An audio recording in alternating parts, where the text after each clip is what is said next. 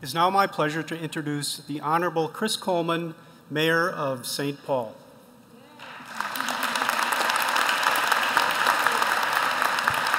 Thank you, Doctor. Distinguished guests, Dr. Miller, welcome to St. Paul. There are very few cities that have higher educational institutions that play such an important role as they do in the city of St. Paul. And there are very few institutions that play such a critical role as Hamline does for our community. I want to take a moment just to thank President Hansen for her partnership and her leadership of this fine institution. We have worked very closely together, and I know that that relationship between the City of St. Paul and Hamline University will continue under Dr. Miller's leadership. I love Hamline. I'm grateful for this institution. Clearly, its propensity to hire former mayors of the City of St. Paul is one of those reasons. So I'm taking this as a bit of a job interview. But this institution is very special. Its commitment to academic excellence is obvious and stated often, but its commitment to social justice, to equality, to accessibility, to make sure that people have the ability to come in to this institution, to get their degree, and to walk out of here having had access to some of the best education that you can get in the United States of America. That is truly a gift to the residents of the City of St. Paul, to this community, and to all the students that come from all over to be here. But the fact of the matter is, we're at a very challenging time in our history. There are crises across the globe and across the city. I don't expect Dr. Miller to solve all of the challenges that this world faces today. I do expect that someone walking through the halls of this institution at some point will play a role in solving issues of peace across the globe, of solving issues and the challenge of climate change. But one thing I know for sure is that in Dr. Miller, I have a partner in addressing some of the most fundamental issues that the City of St. Paul is facing.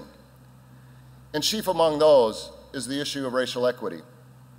We live at a time where the African American community has an unemployment rate that is almost 4 times the white community, where graduations for young men and women of color is half those of their white counterparts, where housing discrimination and discrimination in almost every field is rampant. And while our efforts to address these issues are strong, we need to move the ball much quicker and much faster. With Dr. Miller's background, with her passion and her commitment, I know that she will be a key player in the work that we're doing in the City of St. Paul. That passion was evident the minute she walked into my office for her first meeting with me. I want to congratulate the men and women who had the foresight to hire Dr. Miller to lead Hamline University. This is a special time, and it takes special leaders, and I know that Dr. Miller is one of those. One of the things I love about Hamline is that on the first day of school for young incoming freshmen, they're all involved in a day of service, spreading across the Twin Cities from day one to say that we, as students of Hamline University, have a duty and an obligation to give back to our community. And that spirit and that commitment is carried forward throughout their 4 years here at Hamline. And I believe is embedded in them as they take their degrees and move out into the community, into their jobs, to raise their families, and spread out across Minnesota and across the globe. I am so grateful for Hamline for having the foresight to include that piece of education from day one into every student that walks in here. It is that kind of commitment that will help us move the ball, that will help us change the world, and help us be the community that we want to be. I am so convinced that Dr. Miller will be at my side, and together we will address these fundamental challenges. Thank you for bringing her to St. Paul, and congratulations, Dr. Miller.